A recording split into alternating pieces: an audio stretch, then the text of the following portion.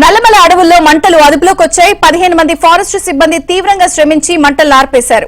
నిన్న రాత్రి అడవిలో చెలరేగిన మంటలు 9 కిలోమీటర్ల మేర వ్యాపించాయి.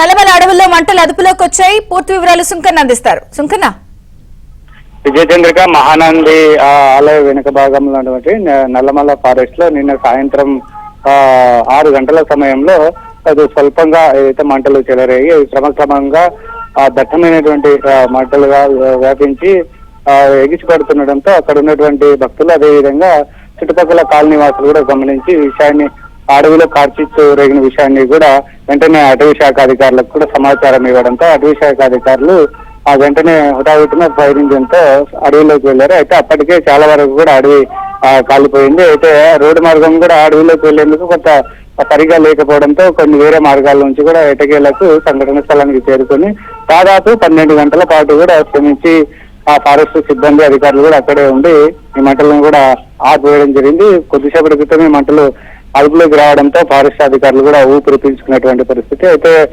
ఇక్కడ ఈ కార్చిచ్చు రేగినటువంటి పరిసర ప్రాంతాల్లో వన్యప్రాణులు కూడా సంచరిస్తుంటాయి.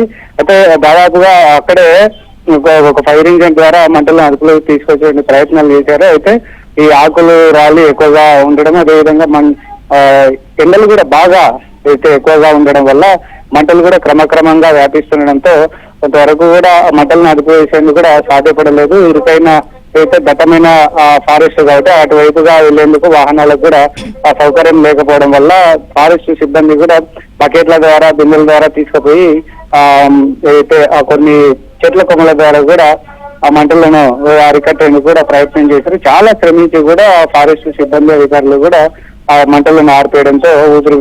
అయితే ఈ కార్చిచ్చులో వన్యప్రాణులకు కూడా ఎటువంటి ప్రాణ నష్టం జరగలేదు అని కూడా ఫారెస్ట్ అధికారులు కూడా చెప్తున్నటువంటి పరిస్థితి. అయితే ఈ చుట్టుపక్కలంతా కూడా మళ్ళీ ఏమైనా ఇంకా ఆ మంటలు వ్యాపిస్తాయని కూడా అక్కడే కొంతమంది సిబ్బంది కూడా పెట్రోలింగ్ నిర్వహించినటువంటి పరిస్థితి. మొత్తం మీద అయితే మంటలు అదుపులోకి రావడంతో స్థానికుల్లో కూడా ఉదయం వరకు కూడా భయాందోళనకు గురైనారు. అయితే ఇప్పుడు మంటలను కూడా పూర్తిగా ఆరిపోయడంతో అయితే కాలనీ వాసులు అయితేనేమి అదేవిధంగా చుట్టుపక్కల ఉన్నటువంటి ప్రజలు ఫారెస్ట్ అధికారులు కూడా అయితే ఊపిరి పీల్చుకున్నటువంటి పరిస్థితి విజయ్.